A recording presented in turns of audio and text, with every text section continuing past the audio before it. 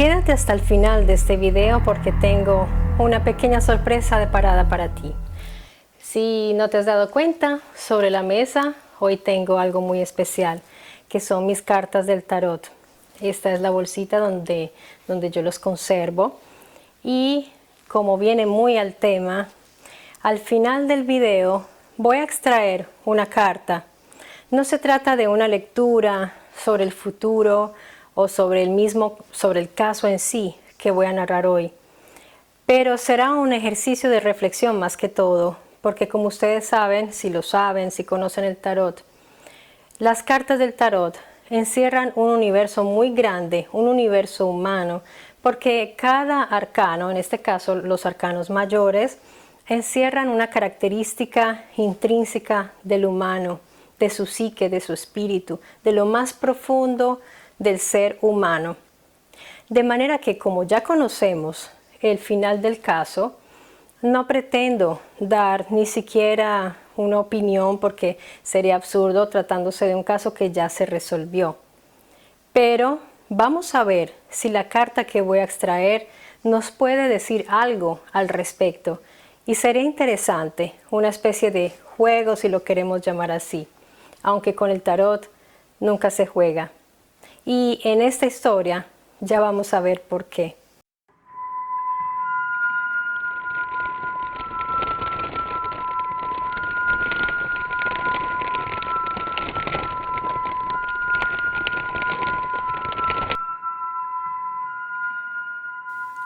Era 1979 y una madre desesperada buscaba por las calles a su hija, Antonia, de 19 años. Se trata de la señora Manuela Torres Sánchez, quien buscaba con desespero a su hija que estaba desaparecida. Pero démosle una mirada a quién era la hija de la señora Manuela, quién era Antonia Torres. Antonia, como les decía, tenía 19 años en ese momento.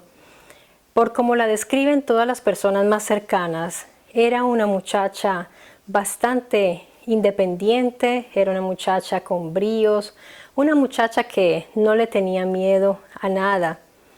Estaba llena de sueños y tenía una personalidad también fuerte, un carácter fuerte. Su hermana la describe como una persona que era un poco adelantada para su edad y tal vez también para su tiempo y para el lugar, porque hablamos de una zona donde todavía es una zona un poco provincial y había también bastantes supersticiones, de manera que Antonia, a pesar de que le gustaba a muchas personas, de pronto no todos la podían ver como una muchacha seria y pacada de su casa.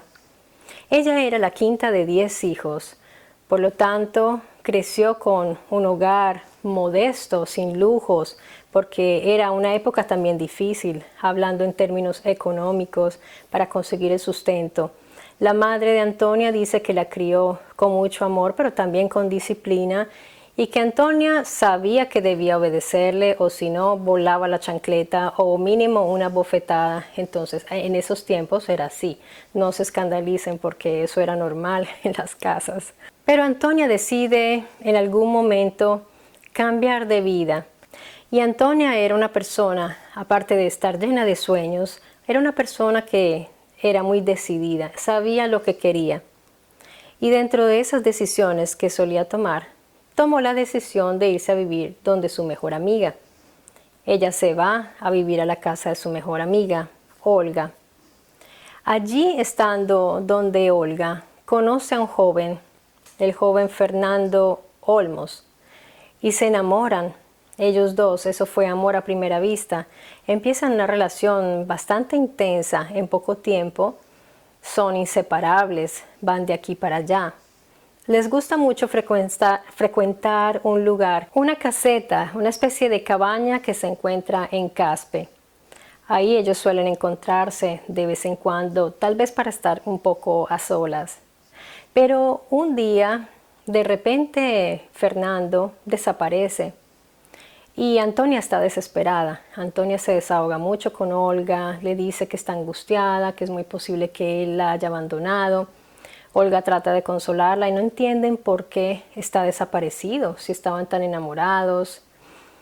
cuando en ese momento Antonia le hace una importante confesión a Olga, le dice que está embarazada.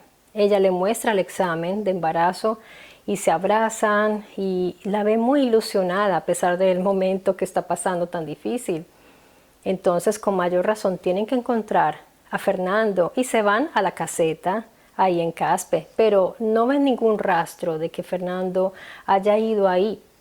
Esto angustia todavía más a Antonia, que no recibe noticias de él, hasta que pasa un tiempo y aparece Fernando. Ella está muy contenta de volverlo a ver y siente un gran alivio y le pregunta qué pasó y Fernando le dice que la presión de sus padres por dejarla habían hecho que se alejara. Es importante saber que los padres de Fernando no amaban mucho a Antonia, no les gustaba y la veían con malos ojos. Siempre la criticaban y la menospreciaban. De manera que Fernando se sentía muy presionado y seguramente por este motivo se había alejado de Antonia, pero le dice que él la ama y que realmente quiere estar con ella. Ella le insiste que se casen porque ella está embarazada y ella espera que se casen. Esa es su fijación. Entonces se le dice que está bien y que se vayan juntos. Antonia recoge sus cosas y se van juntos. Se van para la casa de la familia Olmos, los padres de Fernando. Entonces ellos se van juntos y por el camino hacia la casa de los Olmos, ellos paran un momento para saludar al hermano de Antonia. Ellos son muy unidos con Antonia, se quieren muchísimo. Y el hermano de Antonia se da cuenta un poco de que este joven sí la quiere bastante y que se ve contento por todo, que sí se quieren casar. Pero se da cuenta que Antonia le comenta que los padres de este joven no la aceptan para nada y él queda un poco preocupado y le dice que cualquier cosa le avise. Y ahí ellos se van para la casa de Fernando. Esa situación se vuelve bastante difícil de sostener y la madre constantemente está agrediendo no solo a Antonia, pero también a Fernando. Un día, después de un tiempo, la madre de Antonia recibe una carta de la señora madre de Fernando, diciéndole que ellos habían huido, que Fernando y Antonia se habían escapado juntos. Le decía en la carta que su hijo Fernando había tomado 180,000 pesetas que eran los ahorros de la familia.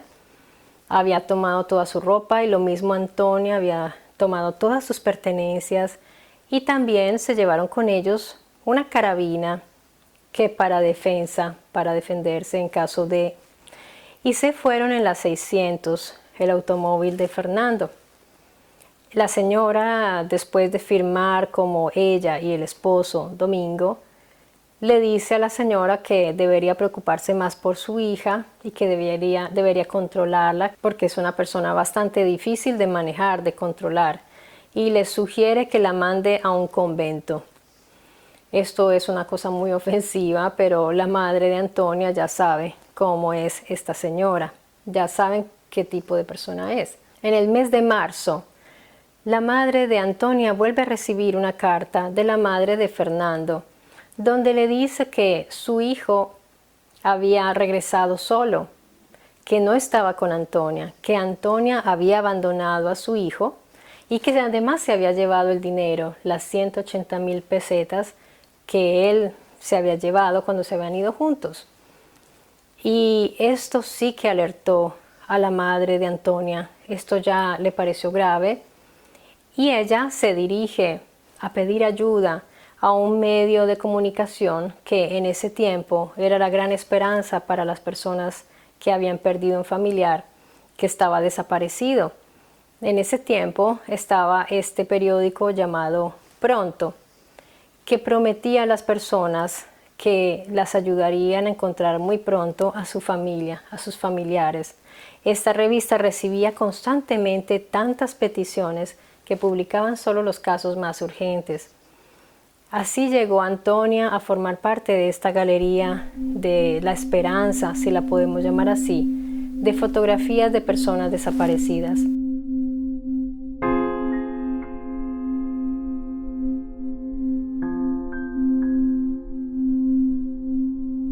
Este caso, en ese momento, que era un caso que todavía podía ser resuelto, se fue enfriando.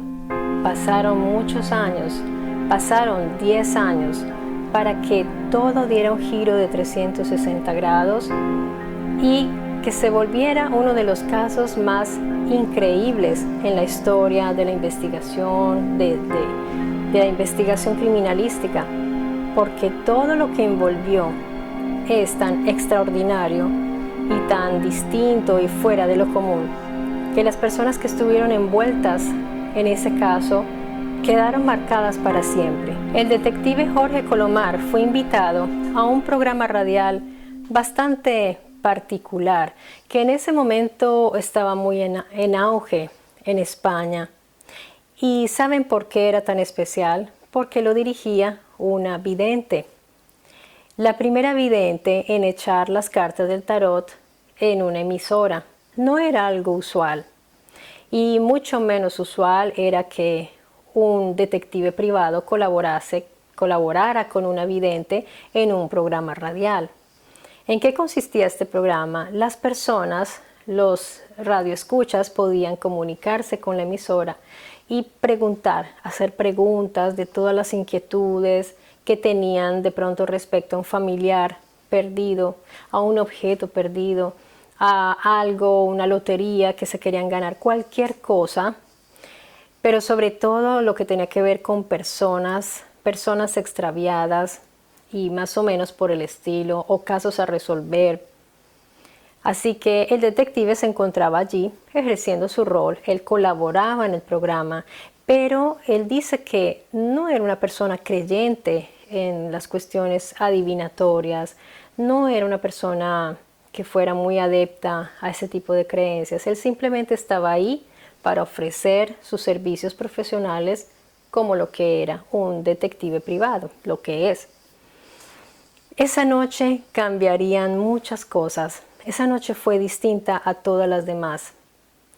Reciben una llamada y al otro lado del teléfono, una señora angustiada y desesperada le dice a la vidente que la ayude, que por favor la ayude, porque no sabe a quién más acudir, que ya ha hecho todo lo posible, todo lo que estaba en sus manos, por encontrar a su amada hija que hacía 10 años estaba perdida.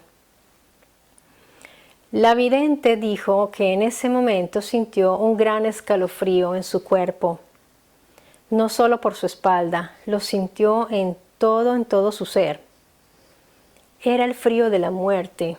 Ella dice que en ese momento sintió la muerte, la vio. Y como un impulso increíble, porque no es normal que lo hubiera hecho, le dijo a la señora, sin ningún rodeo, directamente, le dijo: señora, su hija está muerta, no la busque más. Y no solo está muerta, fue asesinada. Todos se quedaron fríos en esa sala de radio, en ese estudio, porque no se esperaban una respuesta así.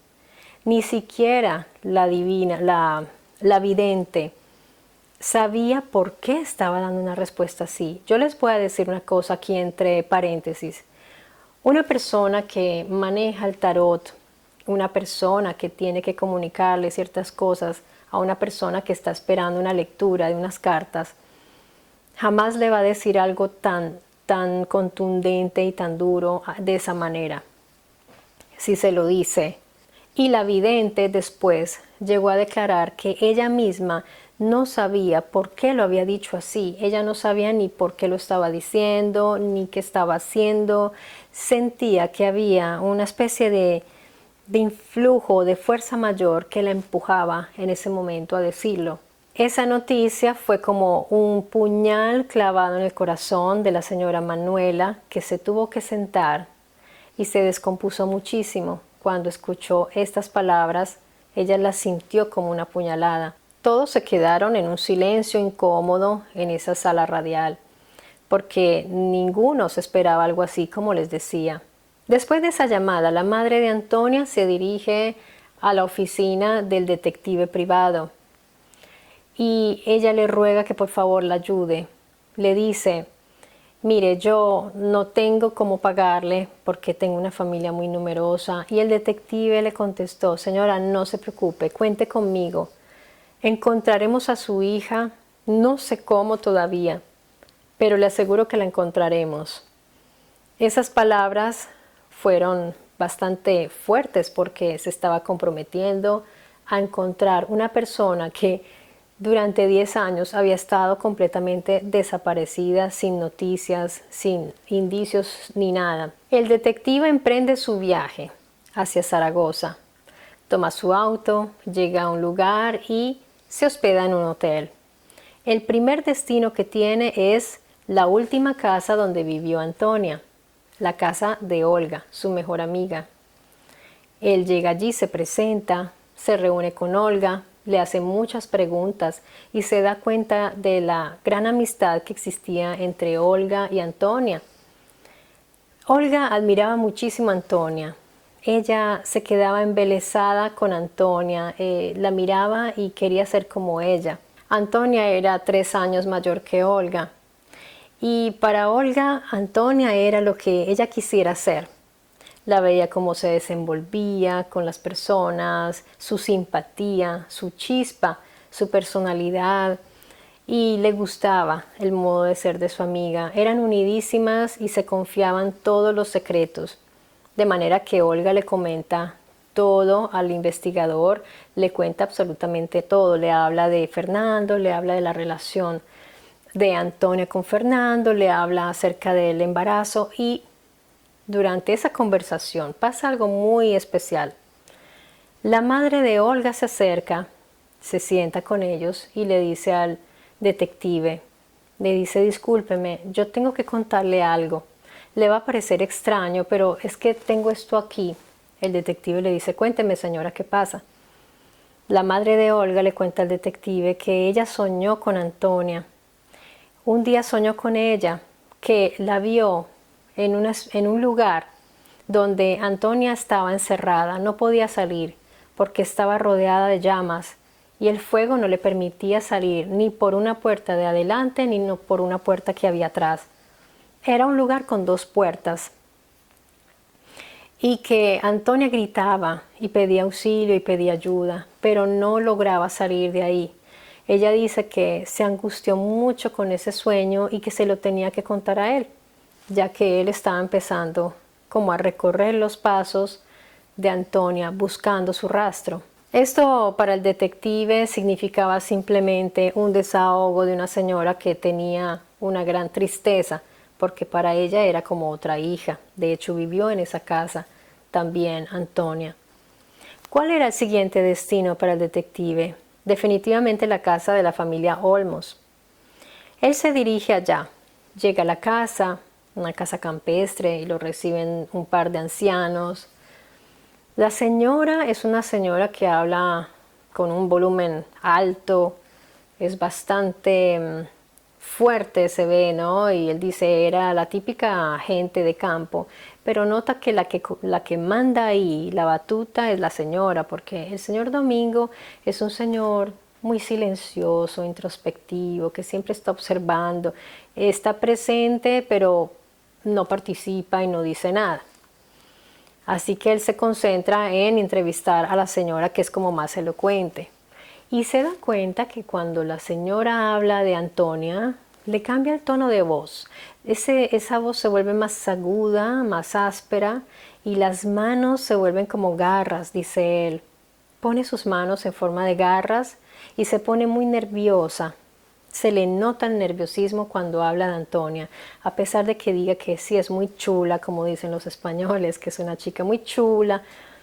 Hay algo ahí que le llama mucho la atención, ese odio que siente hacia Antonia, que lo proyecta, que lo puede emanar.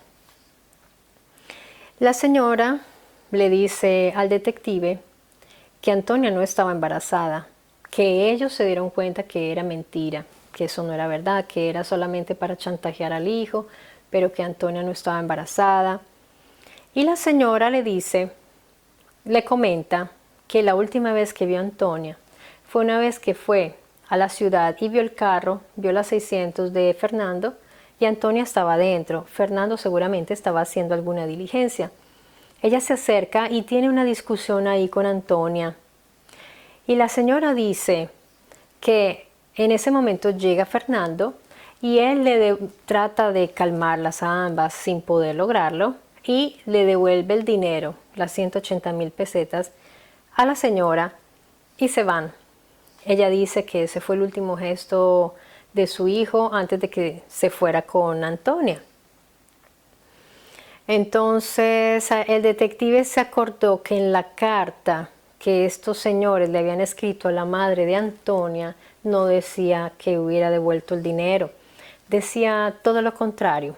En la última carta, donde la señora madre de Fernando había dicho que Antonia se había desaparecido, había dicho que Antonia se había llevado el dinero del hijo.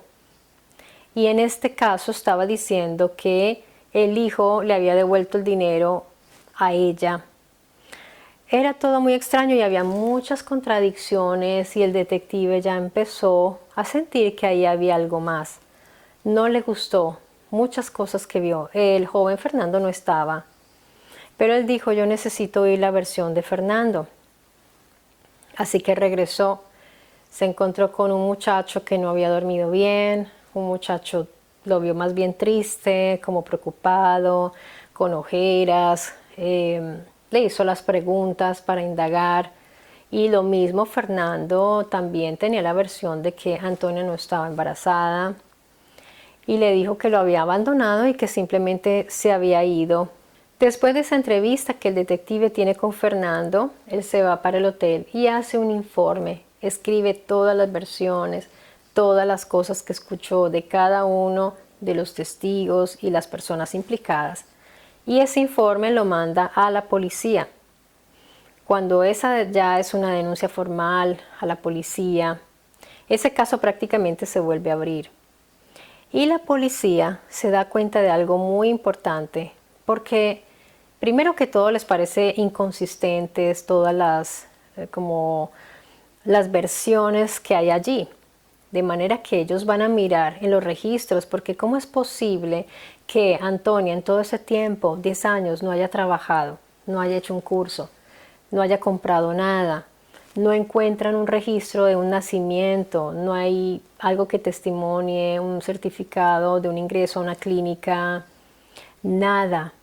Así que ya el investigador privado está pensando que de pronto la vidente tendría razón, ya tenía sus dudas. Él ya estaba dudando. La policía va a mirar si tienen algo de Antonia y encuentran algo muy importante. Resulta que Antonia, 5 días antes de su desaparición, había ido a la policía a denunciar a Fernando porque la había abandonado, y en ese tiempo el abandono de una mujer embarazada por parte de su pareja se pagaba con cárcel.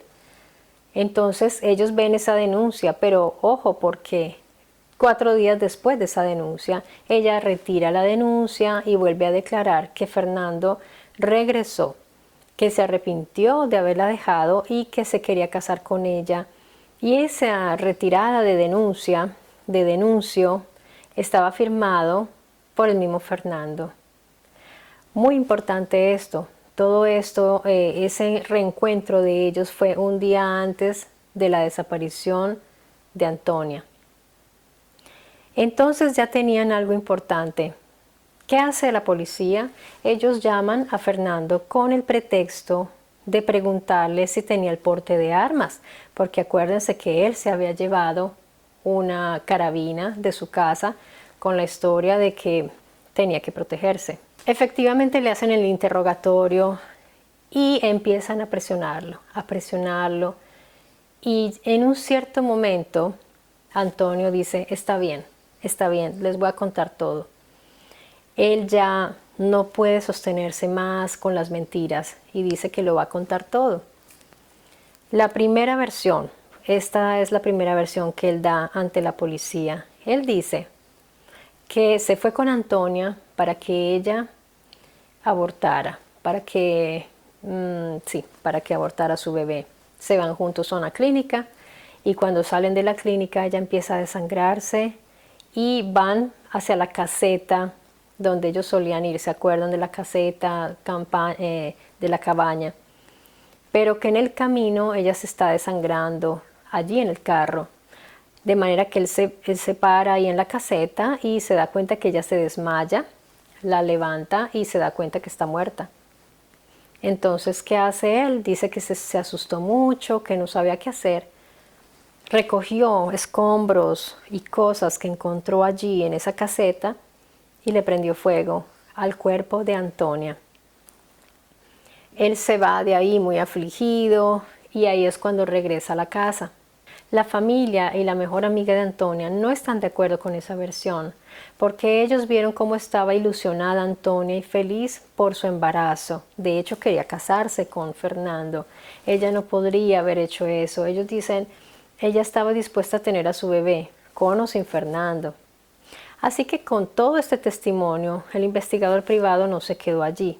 Entonces, una pieza clave para resolver o para encontrar más pistas era el automóvil donde se supone que Antonia se estaba desangrando.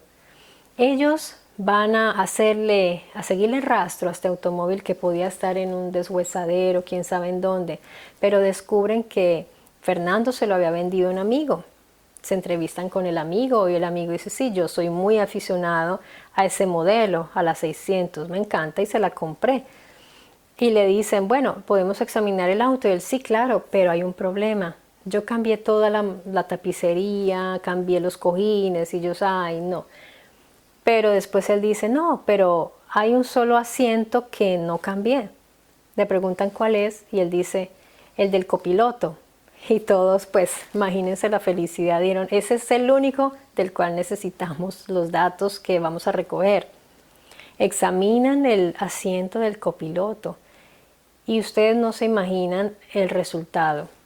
Negativo, ahí no hubo sangre. Así que se dieron cuenta que Fernando estaba mintiendo. Se agranda aún más el misterio de este caso. Cuando ellos descubren eso, entonces le dicen a Fernando, ok, llévanos donde tú dices que está el cadáver de Antonia. Y se van todos para la caseta a examinar ese lugar.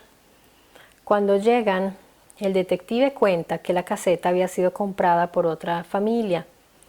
Así que ya la habían limpiado, habían quitado los escombros, pero él nota cuando mira arriba que sí hay señales de que ahí hubo fuego y llegó hasta arriba porque el techo estaba por caerse.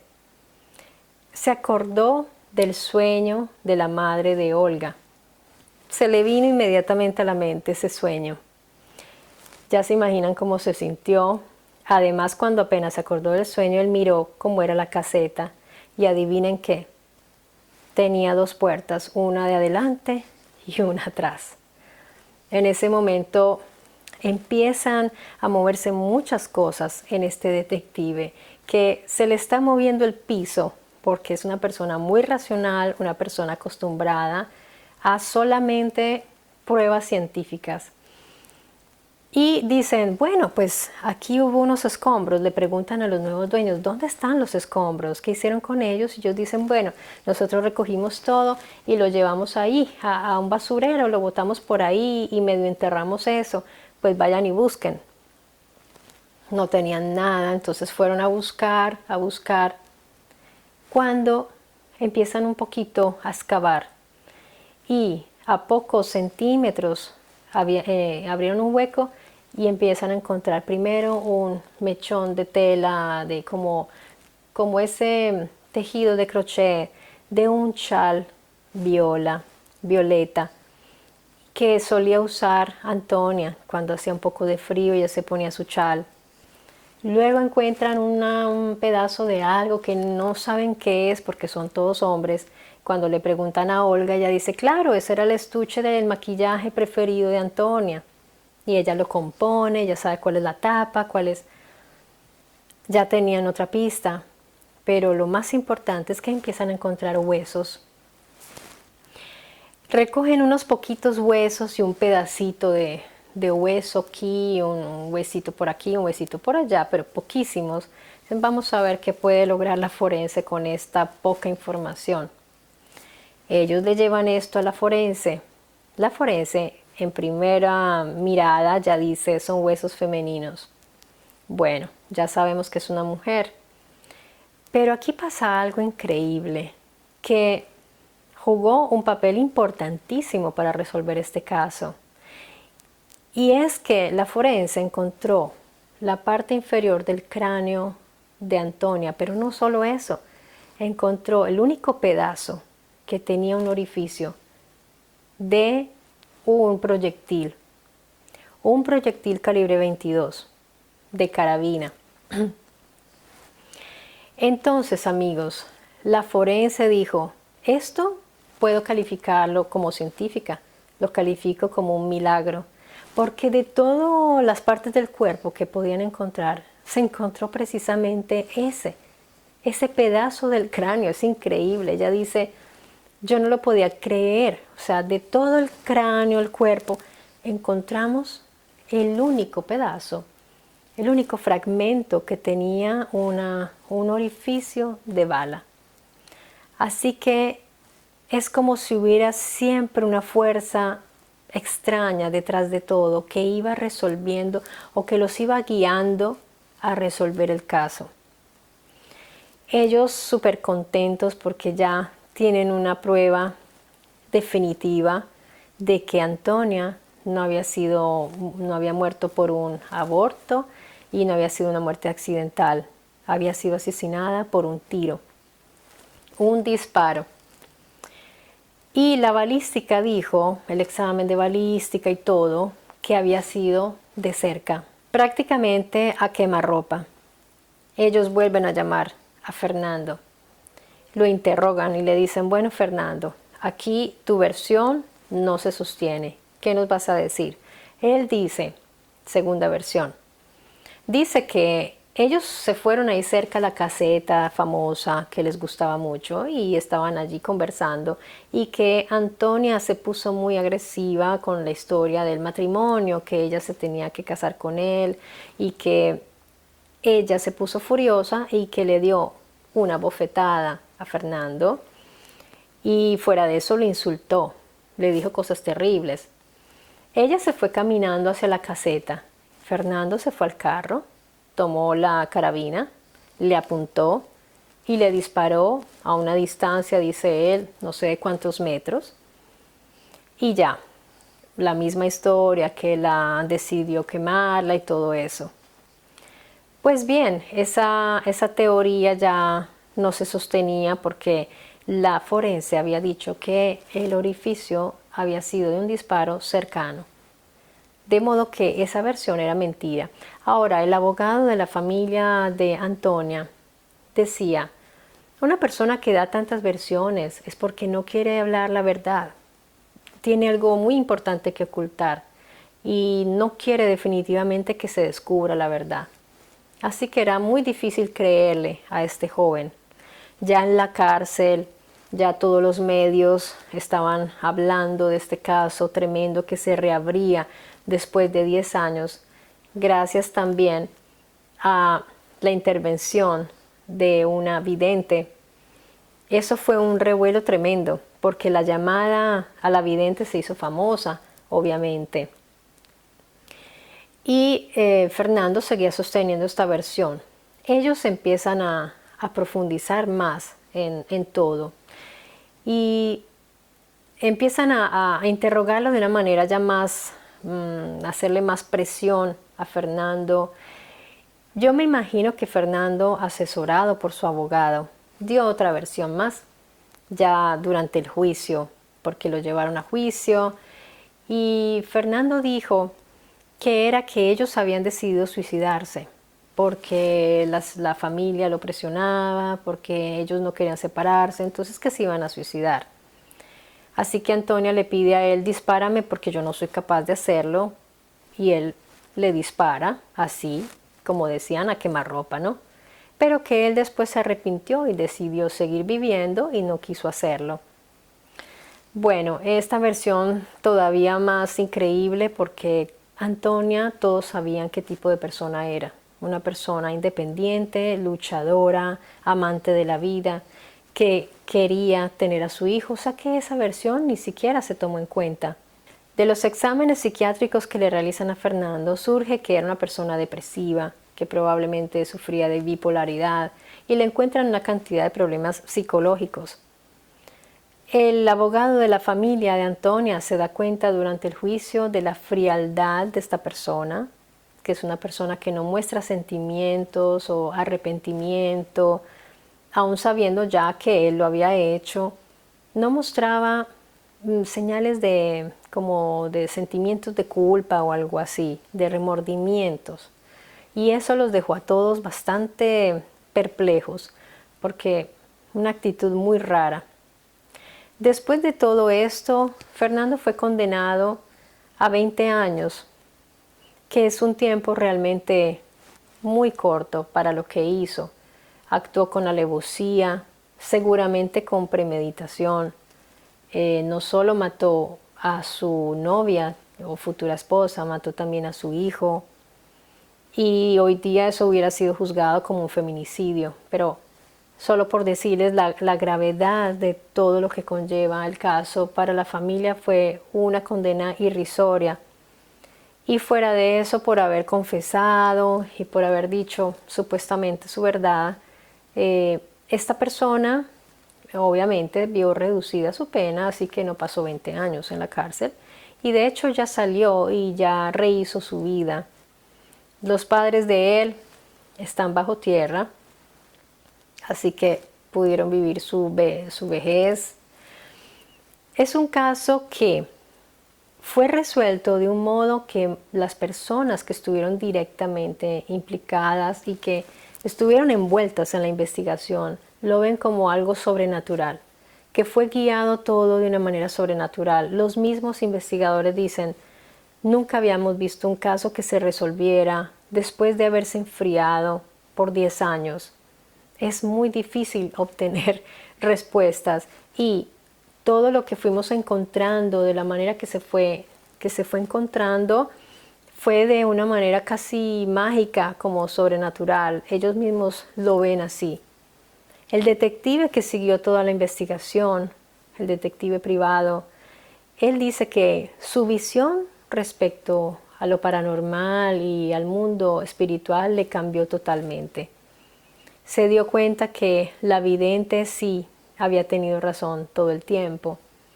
La vidente después declaró más cosas y ella dijo que ya había sentido el dolor de esta muchacha. Ella lo vivió en ese momento que recibió la llamada y dijo algo importante respecto a Fernando.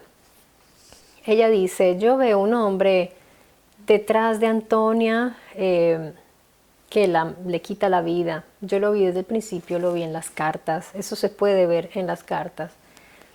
Pero esta persona la veo rodeada de gente que lo está presionando. Y según ella, él no lo hizo solo.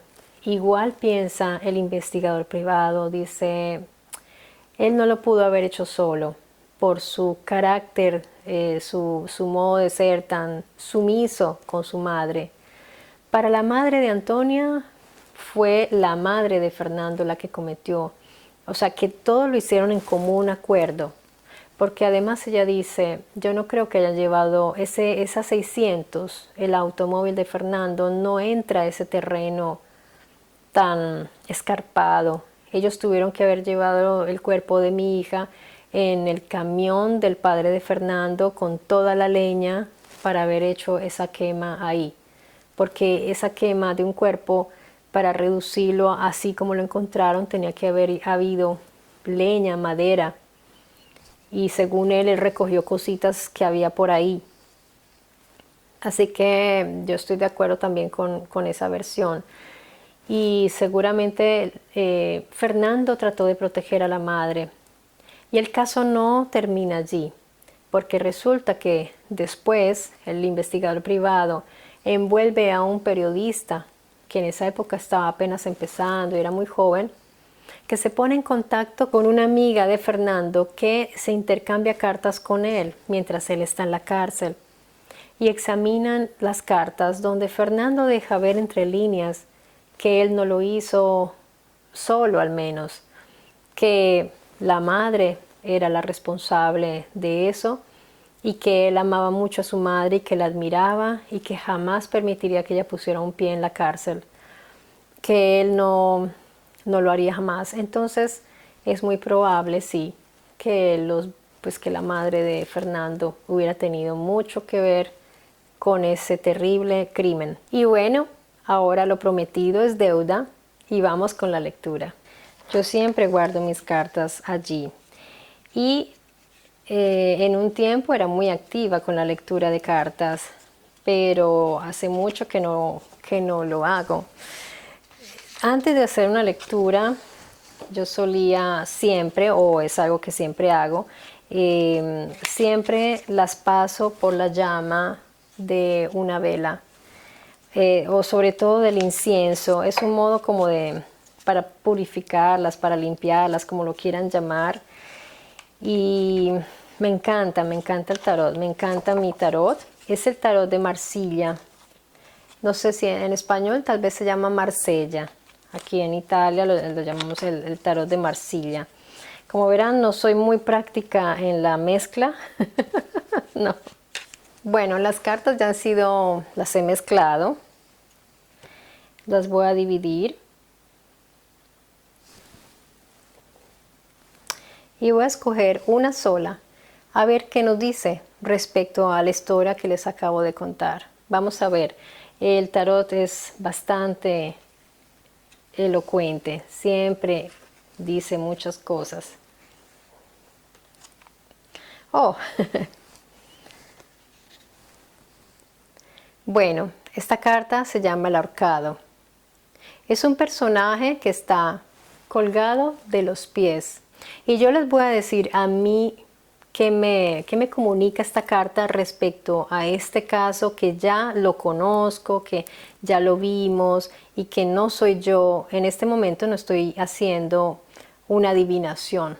Estoy relacionando una carta del tarot porque viene mucho con el tema, porque fue el tarot que guió todo esto. Una tarotista fue la que encontró la respuesta.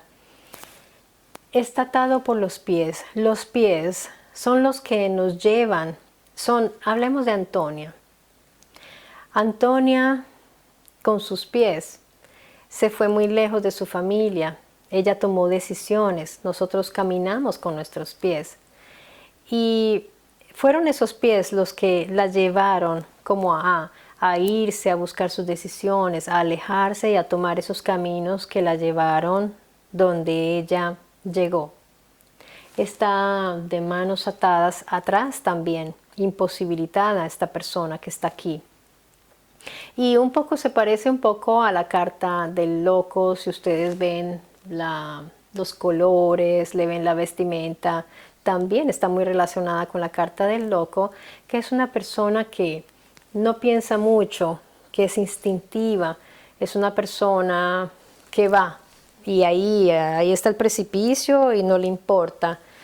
Antonia, ese era su modo de ser. Ella tomaba decisiones y ya, allá iba, ¿no? Y esta persona está de cabeza, que es una posición totalmente también irracional. Es un final que no es bueno, no es positivo, porque le truncaron su vida, le truncaron todo su futuro, sus sueños. Está atado de manos y pies porque ya no puede ir a ninguna parte esta persona. A las cartas no se les puede dar una lectura generalizada, es totalmente intuitiva y personalizada hacia una pregunta o hacia una situación. En este caso estamos pensando en Antonia, en lo que le sucedió a Antonia.